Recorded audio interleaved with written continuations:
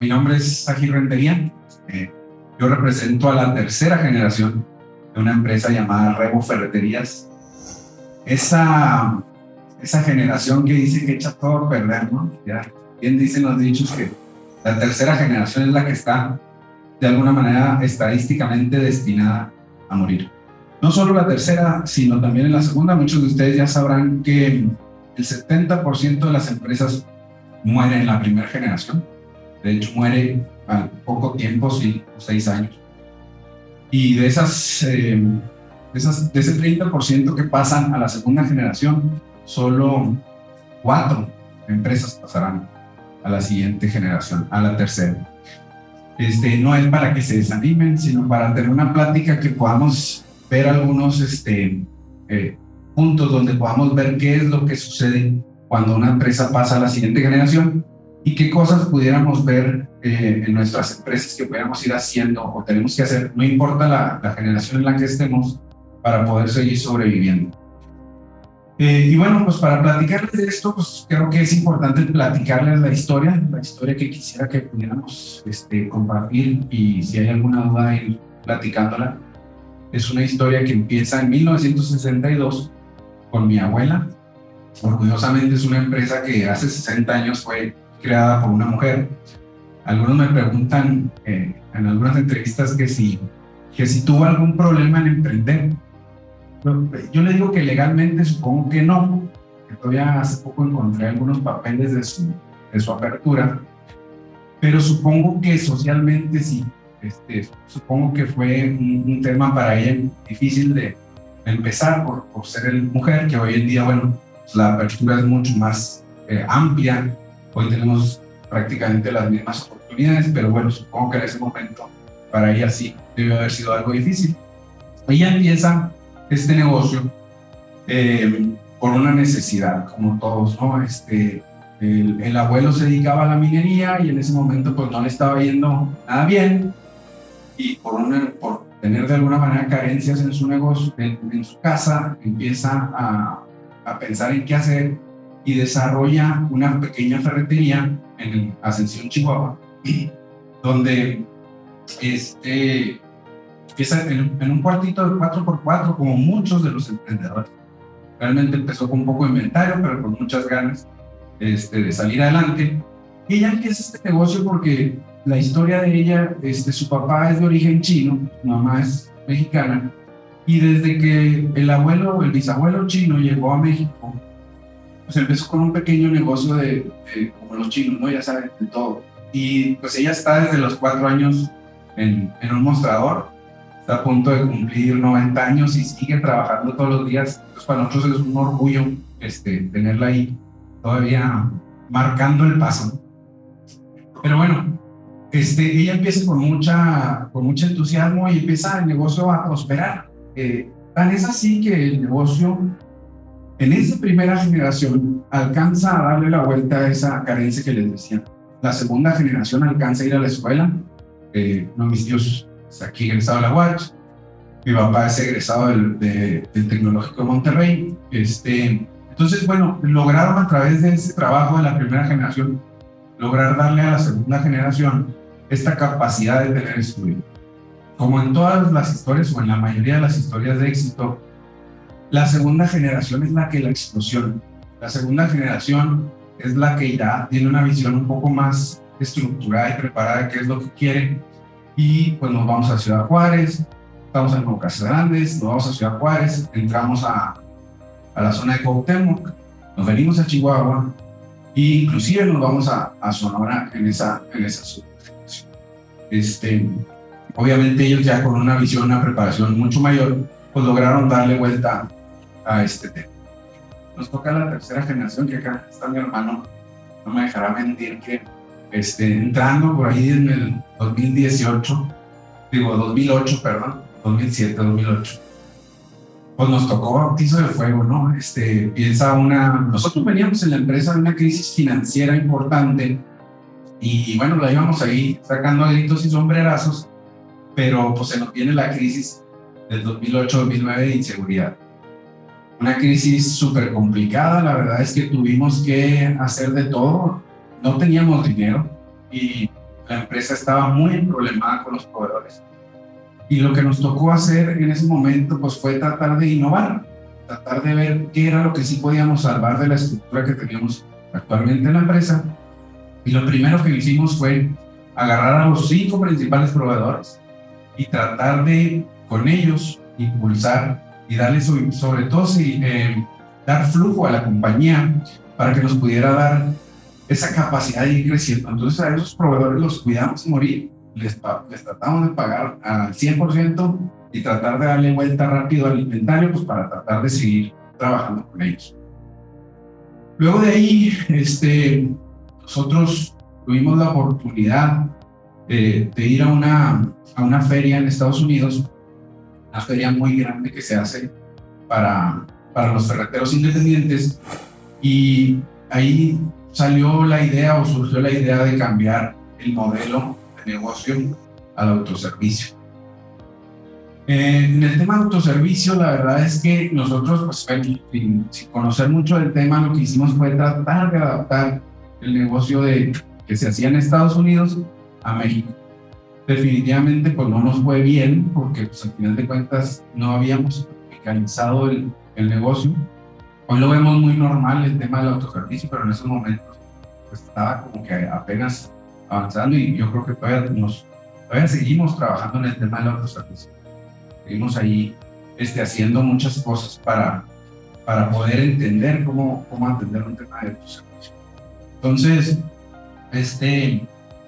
después de esto, empezamos con el tema de autoservicio. Tenemos que hacer ajustes al negocio, un ajuste importante, sobre todo en el tema de tropicalizarlo, tratar de tener un poquito de mostradores en ciertos puntos, porque la mayoría de la gente estaba acostumbrada a entrar a una ferretería y toparse con un mostrador. Con esto les quiero decir que es importante, porque aquí me preguntan que si es más fácil reconstruir o construir, o sea, empezar de cero o aprovechar lo que está y hacerlo mucho más grande. La verdad es que yo creo, y estadísticamente, como les decía ahorita, que es más fácil emprender que reconstruir. Porque, imagínense, el año pasado cumplimos 60 años de ser ferreteros. Yo les pregunto si ustedes creen que haciendo lo mismo que hace 60 años, seguiríamos aquí. Yo creo que no creemos que eso sea posible. Tuvimos que adaptarnos a la nueva realidad, adaptarnos a las necesidades del mercado, y aún así ha sido complicado y seguimos trabajando todos los días por tratar de adaptarnos. En todo este proceso que les cuento, la verdad es que nos fue muy mal. Seguimos batallando con el tema financiero, seguíamos con las broncas hasta el tope, los proveedores ya no nos querían quedar. Y a mí en lo personal me empezó a entrar un tema de frustración, como yo creo que a cualquier emprendedor. Yo no sabía ya qué hacer, qué podíamos seguir haciendo. Y en ese momento tuve la gran fortuna, o he tenido la gran fortuna de juntarme con empresarios mucho mayores que yo. Y conocí ahí a don Octavio García, que en paz descanse, un súper emprendedor. Él ya tenía empresas en 7 estados de la República, más de 1,500 empleados. Y cuando yo platicaba con él, dije, me siento bien frustrado, ¿qué puedo hacer? Y aquí yo quisiera, antes de seguir la historia, dejarles una reflexión. La verdad es que muy poca gente no recibe ayuda, o la gente que no recibe ayuda es porque no la pide. Todo el que pide ayuda, siempre habrá alguien dispuesto a ayudar. Entonces, cuando yo le digo al hijo, pues la verdad me siento medio frustrado, estoy pasando por este proceso. Le dije, ¿qué hiciste tú? ¿Qué fue el salto que diste así cuántico? Porque al final de cuentas él tenía una historia muy parecida a nosotros. Y él me comenta que fue cuando se alejó un poquito él de la empresa y que había ido al IPADE, no sé si es al IPADE, pero bueno, es una escuela de negocios que a través del método del caso ha logrado tener muchos casos de éxito, sobre todo de brincos de emprendimiento. Y justo cuando estábamos platicando eso, nos tocó un tema coyuntural de ir o de tener la oportunidad de estar en Monterrey, porque ese curso se da en Monterrey, Guadalajara y la Ciudad de México. Pero bueno, me tocó la oportunidad de estar en la Ciudad de México, digo, en Monterrey, perdón, y poder, por coyuntura de la vida, poder entrar al IPADE. La verdad es que en este proceso del IPADE te das cuenta que la mayoría de las empresas, prácticamente todas, no importa el tamaño, tenemos más o menos los mismos problemas. Por lo tanto, más o menos las mismas soluciones. No existe una varita mágica o una bola de cristal, pero más o menos nos puede dar luz en nuestras situaciones, qué es lo que se puede hacer. Y en aquellos momentos me tocó un profesor que vino aquí con nosotros a Chihuahua. Bueno, no venía conmigo, venía con otra empresa. Me dijo que quería conocer sus tiendas.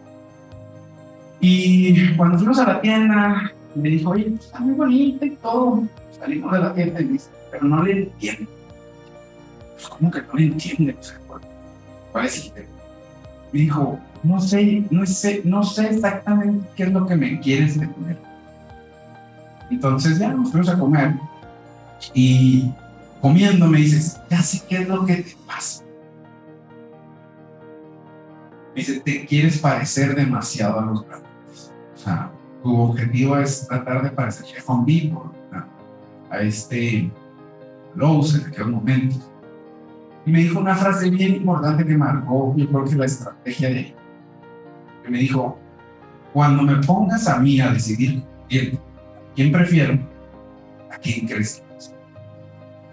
Pues sí, evidentemente. Y me contesté solo, ¿no? Y dije, sí, yo también voy a Home Depot, porque voy a Lowe's. Entonces me dijo, esa pelea la tienes perdida. No la luches. Busca otra pelea. Y bueno, habiendo pasado este proceso con el IPADE, pues ya no lo quise hacer de la manera tradicional, porque pues, a lo mejor Gerardo, mi hermano, tenía una opinión, yo tenía otra, mi papá tenía otra, los tíos otra, de qué era lo que estaba pasando en el negocio. Y decidimos hacer un estudio de mercado para ver y entender qué era lo que realmente estaba pasando con nuestras tiendas y en el mercado.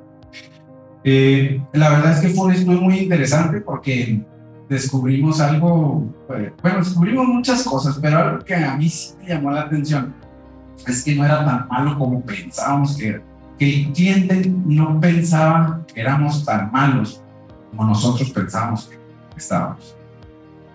Pero había otra cosa interesante, que no era porque fuéramos muy buenos, sino porque la mayoría éramos muy malos.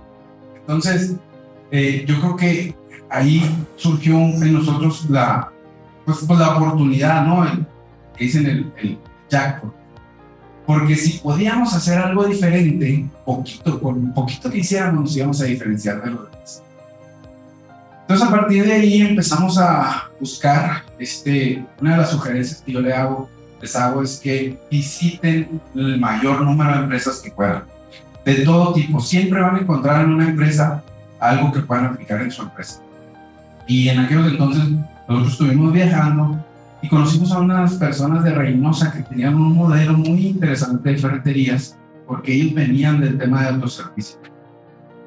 Entonces, junto con ellos empezamos a diseñar un nuevo modelo de negocio, que es el que, si últimamente han ido a nuestras tiendas, es el que tenemos actualmente, que es un modelo de negocio basado muy específicamente en un sector de la economía, que es el mercado medio-bajo y muy enfocado en la mujer. Al tener esta información nosotros tan precisa de dónde queremos atacar, tenemos la capacidad de seleccionar los productos para esa persona. Sabemos cuánto gasta, sabemos cada cuánto lo gasta, y así para el comité comercial, que es el que se encarga de la selección de productos, que para nosotros es muy importante, puede tener una certeza mayor de qué productos puede ofrecer.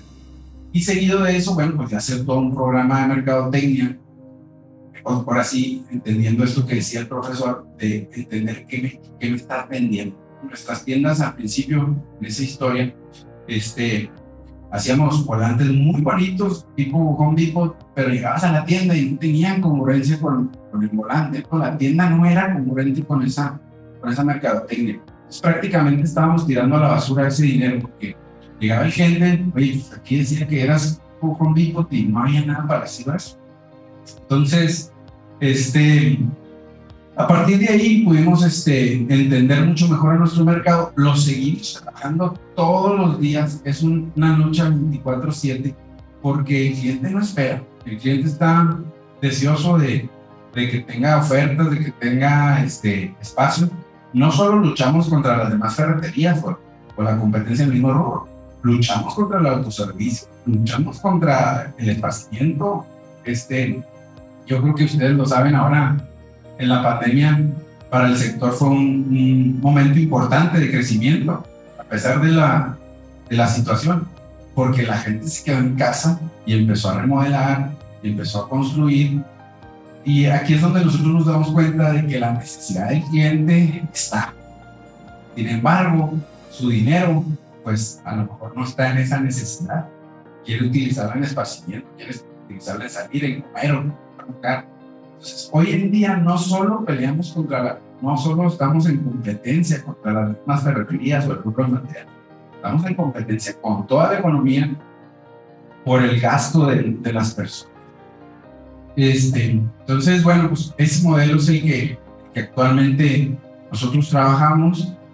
Como les comento, lo seguimos haciendo día con día, pero pues no acaba ahí, seguimos trabajando. Ya los hermanos tenemos niños de 13, 14, 15 años, ya debemos estar preparándonos para la siguiente generación. No es tema fácil, pero yo lo que quisiera dejarles de esta plática es el tema de adaptabilidad. O sea, hoy en día debemos de buscar cómo adaptarnos, no solo a las necesidades de la familia, de pasar de generación a generación, sino de cómo nos podemos ir adaptando al mercado. Yo creo que esa es la virtud que hemos tenido para poder seguir sobreviviendo. Todavía no estamos seguros de que la logremos, pero creo que vamos avanzando en ese sentido porque hemos sido capaces de tratar de adaptarnos al mercado. Muy probablemente el mercado, como ustedes saben, está cambiando día con día y hoy en día estamos también viendo los temas digitales, otros mercados. Sin embargo, bueno, seguimos investigando, a pesar de que ya habíamos tenido esta información, seguimos haciendo informaciones de este tipo. Entonces yo lo que les invito es a eso, a que busquen información en el sector en el que estén, entiendan el mercado, entiendan los drivers o los impulsores de compra del cliente, sepan qué son los productos que están buscando y adáptense a ello, no esperemos que el cliente se adapte a nosotros. Hace poco escuchaba una historia de un restaurante, una muchacha que abrió un restaurante y lo estaba cerrando, entonces dio un speech ahí en redes sociales de, oigan, hice todo lo que tenía que hacer y aún así la gente no vino. No es culpa de la gente, es culpa de nosotros como emprendedores de no darle lo que necesita el cliente. No queramos que el cliente se adapte a nuestra oferta de mercado. Necesitamos nosotros adaptarse al cliente y darle, obviamente, un plus, tener un diferenciador. Entonces, ya para terminar, y quisiera, si alguien tiene alguna pregunta o platicar de algo, les quiero dejar dos cosas. La primera es una frase que yo creo que refleja mucho el tipo de negocio que tenemos o de enseñanza que hemos tenido en estas 3 generaciones, que yo creo que mi abuela lo aplica perfectamente, como les decía, ya prácticamente 90 años y sigue estando ahí en la empresa, que es que tarde que temprano la disciplina vencerá a la inteligencia. No importa si eres el más inteligente, lo que importa es que seas muy constante. Y la tercera es una historia, sobre todo para dejar este buen sabor de boca de la estadística que les platicaba al principio, de por qué sí vale la pena entrarle a este tema, que yo inclusive lo he dicho y no es para van a regañar acá con el emprendimiento, Pero con esta estadística que digo, oye, el 70% de las empresas mueren, no pasa a la siguiente generación y menos pasa a la tercera. ¿Por qué sí apostarle? Que pareciera más fácil irle a apostar a las Vegas al rojo o al negro. Creo que tuviéramos mejor posibilidades. Sin embargo, bueno, está en la estrategia de cómo lo hagamos. Y para terminar, es una historia que platicó mi papá hace ya algunos años. Es una historia de un asiático, un chino, que estaba en su casa y frente a su casa había una montaña. Entonces, un transeúnte que iba pasando por frente de su casa lo ve que está quitando montones de tierra de la montaña que está frente a su casa. Y pues el transeúnte le dice, oye, ¿qué estás haciendo? ¿Qué es lo que estás queriendo lograr? Dice, bueno, estoy moviendo la tierra de esta montaña poco a poco. ¿Qué? Dice, no, porque esta montaña es lo único que impide la vista de mi casa hacia la playa. Y le dice el transeúnte, estás loco, o sea, es prácticamente imposible que tú lo logres. Y dice él, sí, tal vez muy poco probable que yo lo logre, pero si contagio a mis hijos de la historia, probablemente ellos pasarán a sus hijos y los hijos de sus hijos y harán el mismo trabajo que yo, y algún día alguno de ellos va a ver el mal. Gracias.